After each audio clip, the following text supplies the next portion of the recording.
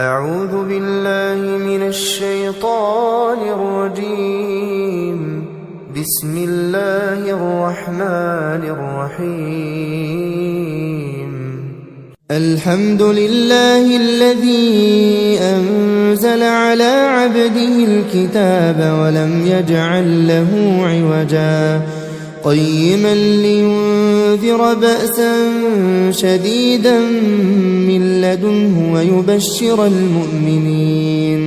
ويبشر المؤمنين الذين يعملون الصالحات أن لهم أجرا حسنا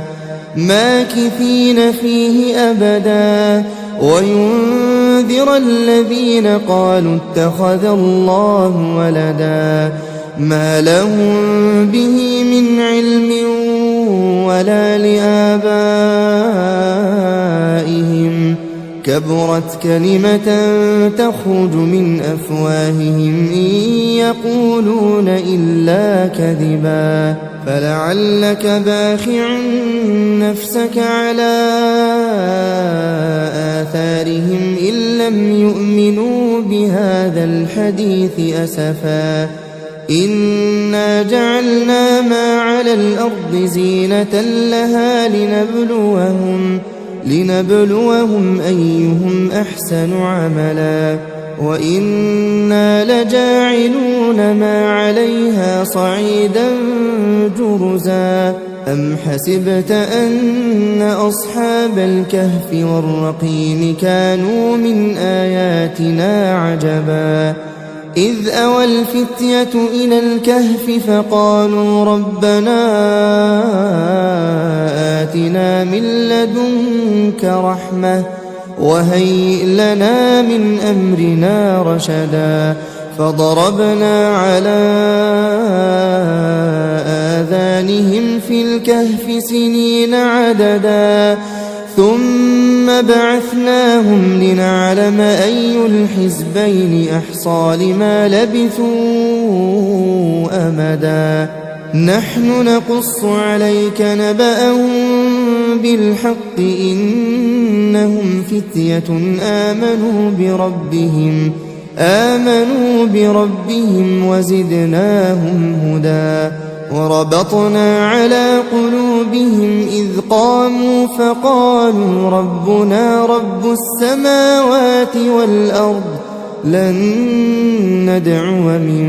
دونه إلها لقد قلنا إذا شططا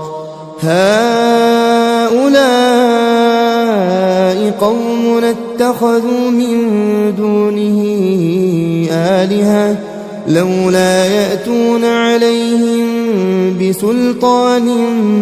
بين فمن أظلم ممن افترى على الله كذبا وإذ اعتزلتموهم وما يعبدون إلا الله فأووا إلى الكهف ينشر لكم ربكم من رحمته ويهيئ لكم من أمركم مرفقا وترى الشمس إذا طلعت تزاور عن كهفهم ذات اليمين وإذا غربت تقرضهم ذات الشمال وهم في فجوة منه ذلك من آيات الله من يهد الله فهو المهتد ومن يضلل فلن تجد له وليا مرشدا وتحسبهم أيقاظا وهم رقود ونقلبهم ذات اليمين وذات الشمال وكلبهم باسط ذراعيه بالوصيد لو اطلعت عليهم لوليت منهم فرارا ولملئت منهم رعبا وكذلك بعثناهم ليتساءلوا بينهم قال قائل منهم كم لبثتم قالوا لبثنا يوما أو بعض يوم قالوا ربكم أعلم بما لبثتم فابعثوا أحدكم بورقكم هذه إلى المدينة فلينظر أيها أزكى طعاما فليأتكم برزق منه وليتلطف ولا يشعرن بكم أحدا إنهم إن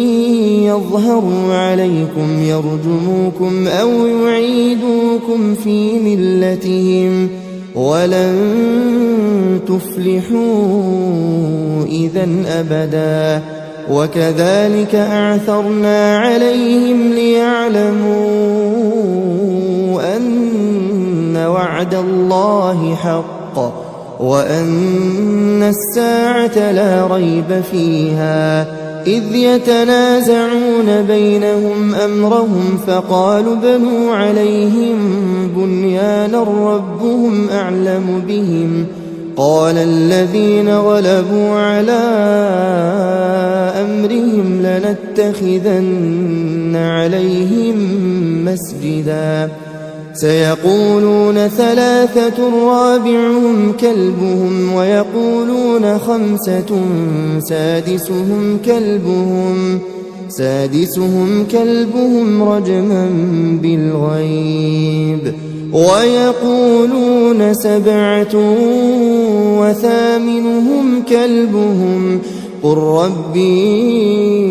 أعلم بعدتهم ما يعلمهم إلا قليل فلا تمار فيهم إلا مراء ظاهرا ولا تستفت فيهم منهم أحدا ولا تقولن لشيء إني فاعل ذلك غدا إلا أن يشاء الله واذكر ربك إذا نسيت وقل عسى أن يهديني ربي لأقرب من هذا رشدا ولبثوا في كهفهم 300 سنين وازدادوا 9 قل الله أعلم بما لبثوا له غيب السماوات والأرض أبصر به وأسمع ما لهم من دونه من ولي ولا يشرك في حكمه أحدا واتل ما أوحي إليك من كتاب ربك لا مبدل لكلماته ولن تجد من دونه ملتحدا واصبر نفسك مع الذين يدعون ربهم بالغداة والعشي يريدون وجهه ولا تعد عيناك عنهم تريد زينة الحياة الدنيا ولا تطع من أغفلنا قلبه عن ذكرنا واتبع هواه وكان أمره فرطا وقل الحق من ربكم فمن شاء فليؤمن ومن شاء فليكفر إنا أعتدنا للظالمين نارا أحاط بهم سرادقها وإن يستغيثوا يغاثوا بماء كالمهل يشوي الوجوه بئس الشراب وساءت مرتفقا إن الذين آمنوا وعملوا الصالحات إنا لا نضيع أجر من أحسن عملا أولئك لهم جنات عدن تجري من تحتهم الأنهار يحلون فيها من أساور من ذهب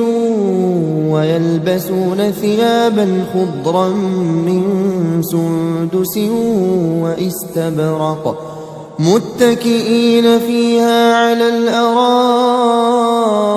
نعم الثواب وحسنت مرتفقا واضرب لهم مثلا الرجلين جعلنا لأحدهما جنتين من أعناب وحففناهما بنخل وجعلنا بينهما زرعا كلتا الجنتين آتت أكلها ولم تظلم منه شيئا وفجرنا خلالهما نهرا وكان له ثمر فقال لصاحبه وهو يحاوره أنا أكثر منك مالا وأعز نفرا ودخل جنته وهو ظالم لنفسه قال ما أظن أن تبيد هذه أبدا وما أظن الساعة قائمة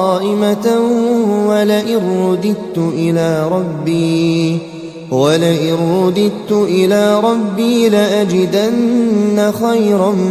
منها منقلبا قال له صاحبه وهو يحاوره أكفرت بالذي خلقك من تراب ثم من نطفة ثم سواك رجلا لكن هو الله ربي ولا أشرك بربي أحدا ولولا إذ دخلت جنتك قلت ما شاء الله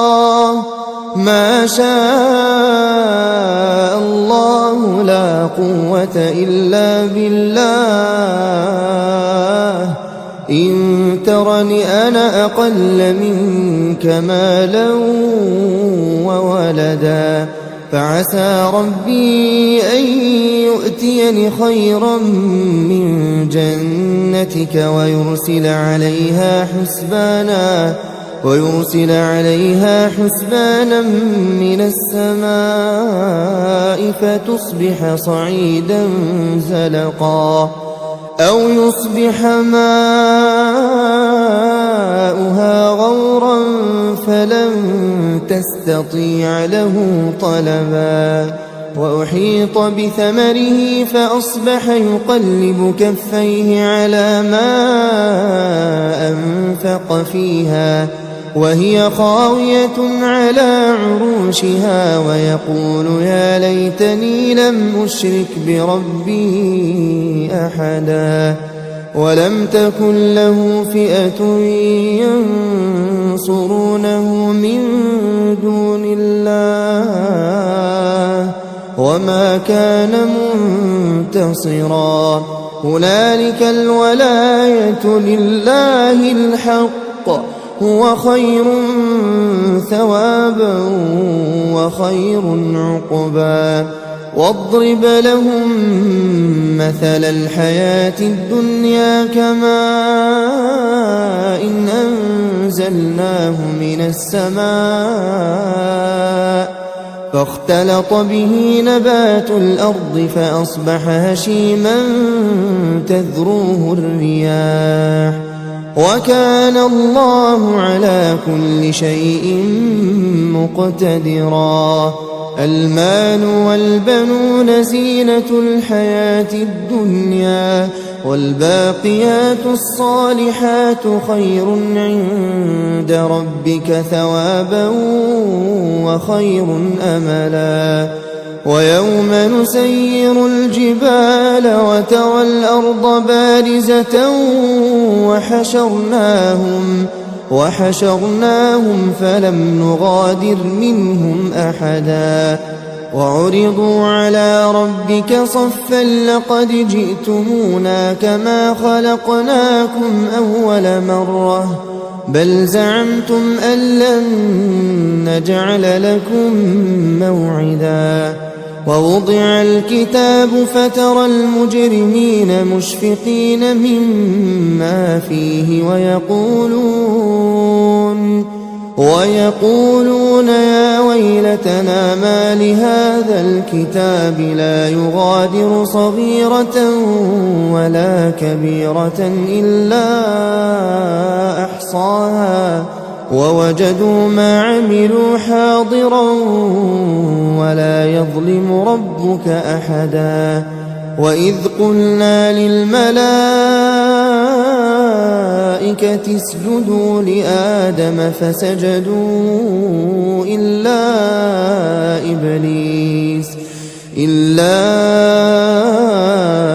إبليس كان من الجن ففسق عن أمر ربه أفتتخذونه وذريته أولياء من دوني وهم لكم عدو بئس للظالمين بدلا ما أشهدتهم خلق السماوات والأرض ولا خلق أنفسهم وما كنت متخذ المضلين عضدا ويوم يقول نادوا شركائي الذين زعمتم فدعوهم فلم يستجيبوا لهم وجعلنا بينهم موبقا ورأى المجرمون النار فظنوا أنهم مواقعوها ولم يجدوا عنها مصرفا ولقد صرفنا في هذا القرآن للناس من كل مثل وكان الإنسان أكثر شيء جدلا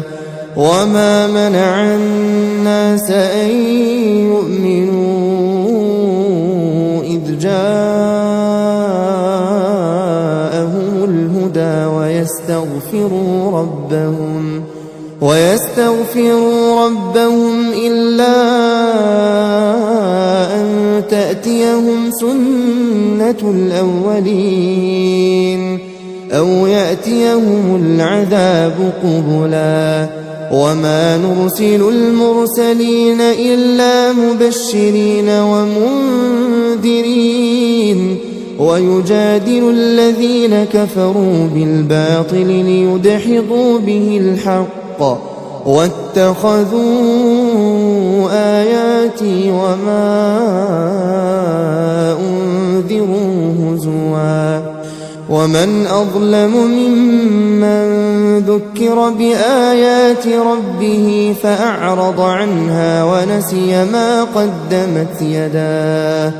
إنا جعلنا على قلوبهم أكنة أن يفقهوه وفي آذانهم وقرا وإن تدعهم إلى الهدى فلن يهتدوا إذا أبدا وربك الغفور ذو الرحمة لو يؤاخذهم بما كسبوا لعجل لهم العذاب بل لهم موعد لن يجدوا من دونه موئلا وتلك القرى أهلكناهم لما ظلموا وجعلنا لمهلكهم موعدا وإذ قال موسى لفتاه لا أبرح حتى أبلغ مجمع البحرين حتى أبلغ مجمع البحرين أو أمضي حقبا فلما بلغا مجمع بينهما نسيا حوتهما فاتخذ سبيله في البحر سربا فلما جاوزا قال لفتاه آتنا غداءنا لقد لقينا من سفرنا هذا نصبا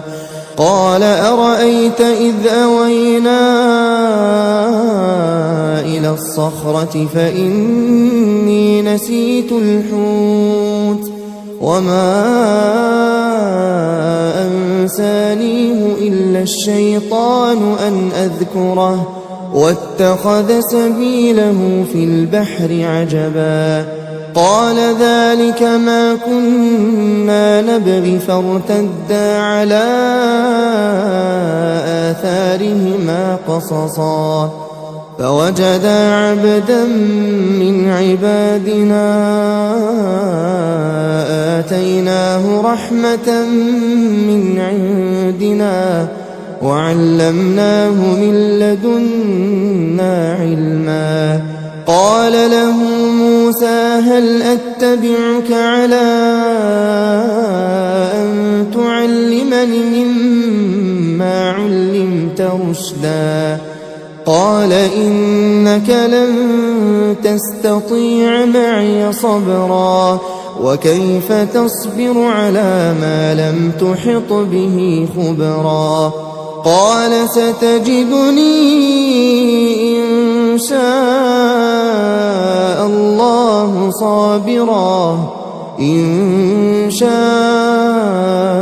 الله صابرا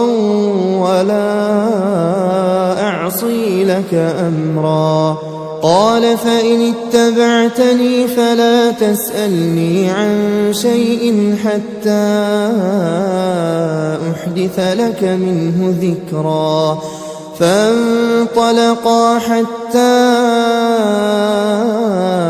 إذا ركبا في السفينة خرقها قال أخرقتها لتغرق أهلها لقد جئت شيئا إمرا قال ألم أقل إنك لن تستطيع معي صبرا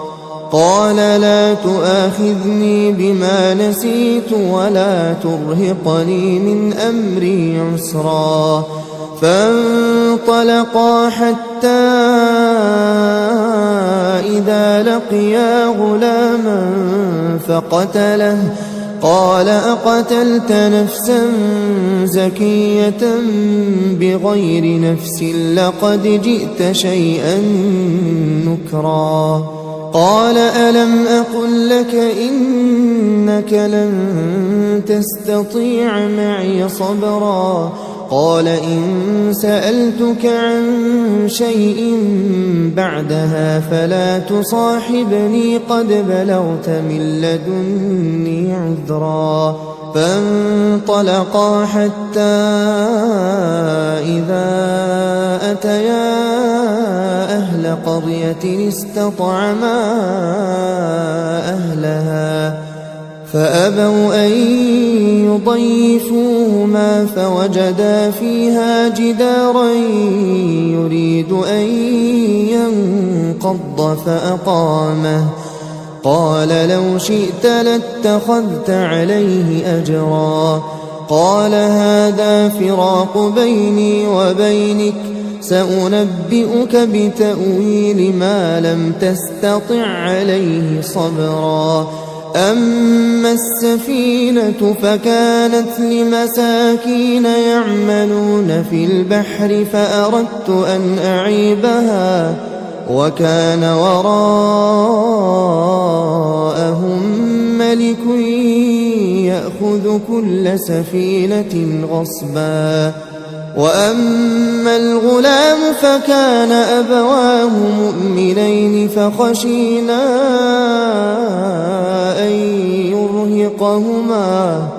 فخشينا أن يرهقهما طغيانا وكفرا فأردنا أن يبدلهما ربهما خيرا منه زكاة وأقرب رحما وأما الجدار فكان لغلامين يتيمين في المدينة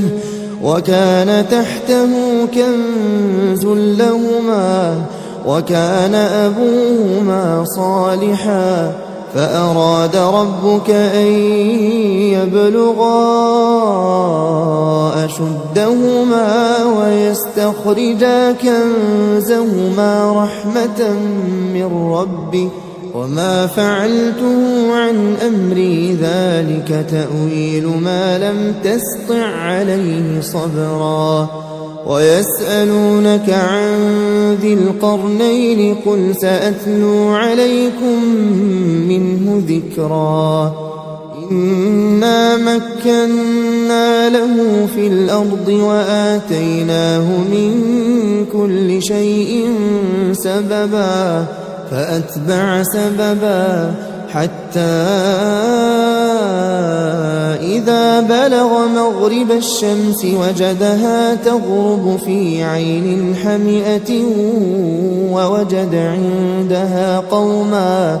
قلنا يا ذا القرنين إما أن تعذب وإما أن تتخذ فيهم حسنا قال أما من ظلم فسوف نعذبه ثم يرد إلى ربه فيعذبه عذابا نكرا وأما من آمن وعمل صالحا فله جزاء الحسنى وسنقول له من أمرنا يسرا ثم أتبع سببا حتى إذا بلغ مطلع الشمس وجدها تطلع على قوم لم نجعل لهم من دونها سترا كذلك وقد أحطنا بما لديه خبرا ثم أتبع سببا حتى إذا بلغ بين السدين وجد من دونهما قوما لا يكادون يفقهون قولا قالوا يا ذا القرنين إن يأجوج ومأجوج مفسدون في الأرض فهل نجعل لك خرجا على أن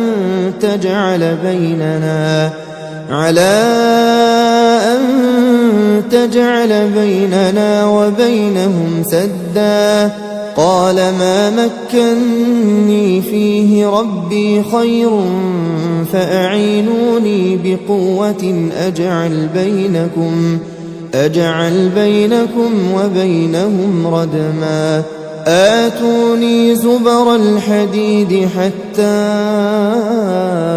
إذا ساوى بين الصدفين قال انفخوا حتى إذا جعله نارا قال آتوني أفرغ عليه قطرا فما استطاعوا أن يظهروه وما استطاعوا له نقبا قال هذا رحمة من ربي فإذا جاء وعد ربي جعله دكاء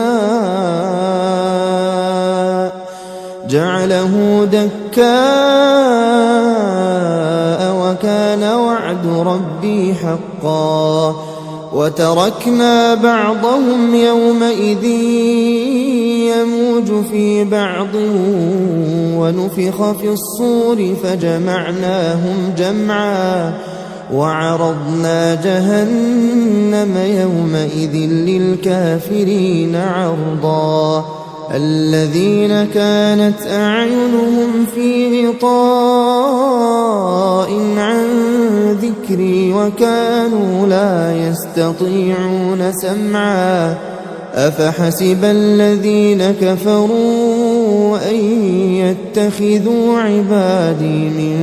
دوني أولياء إنا أعتدنا جهنم للكافرين نزلا قل هل ننبئكم بالأخسرين أعمالا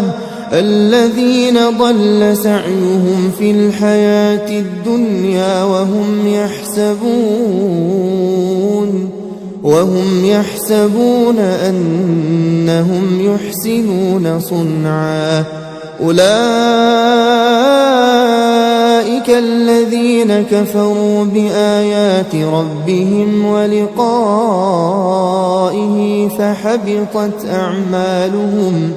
فحبطت أعمالهم فلا نقيم لهم يوم القيامة وزنا ذلك جزاؤهم جهنم بما كفروا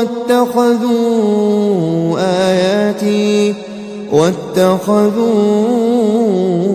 آياتي ورسلي هزوا إن الذين آمنوا وعملوا الصالحات كانت لهم جنات الفردوس نزلا خالدين فيها لا يبغون عنها حولا قل لو كان البحر مدادا لكلمات ربي لنفد البحر قبل أن تنفد كلمات ربي ولو جئنا بمثله مددا قل إنما أنا بشر مثلكم يوحى إلي أنما إلهكم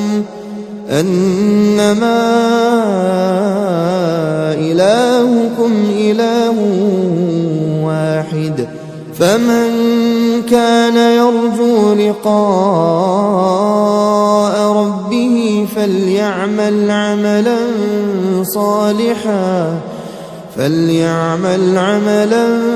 صالحا ولا يشرك بعبادة ربه أحدا.